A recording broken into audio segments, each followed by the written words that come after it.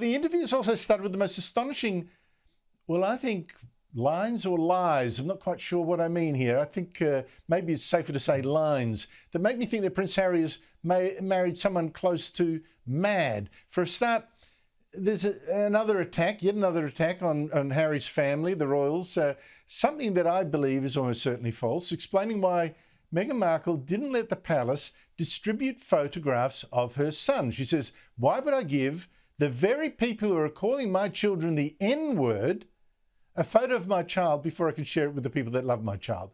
Now, people in the palace calling her son the N-word, is that even remotely likely, Brendan? Absolutely not. And I think we have to call this out for what it is.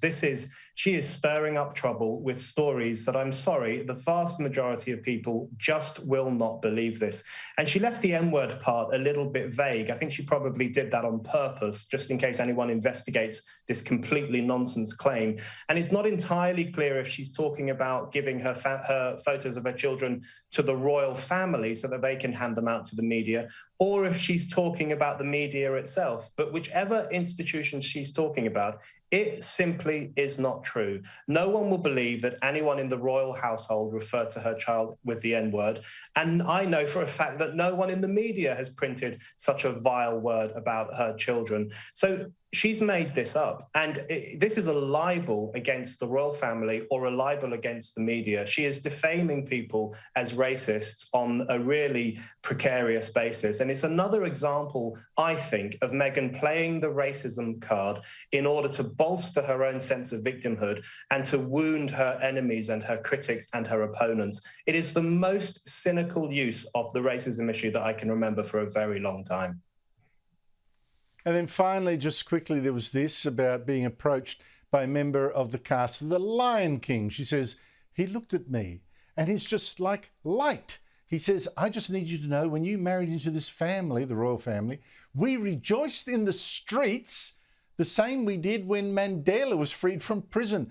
Brendan, what kind of narcissist would liken marrying in the royal family to Nelson Mandela walking free from the prison after 27 years and imagine people were literally dancing in the streets with joy? I mean, so surely even Prince Harry must think this is obscene.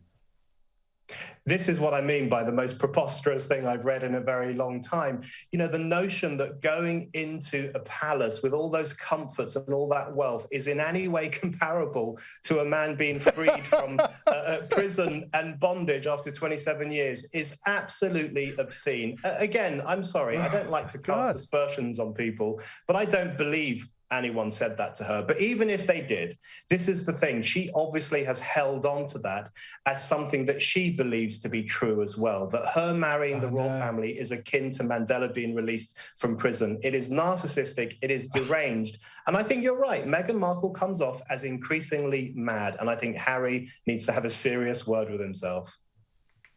Look, him listening to that he must be going, whoa. Brendan O'Neill, thank you so much for your time.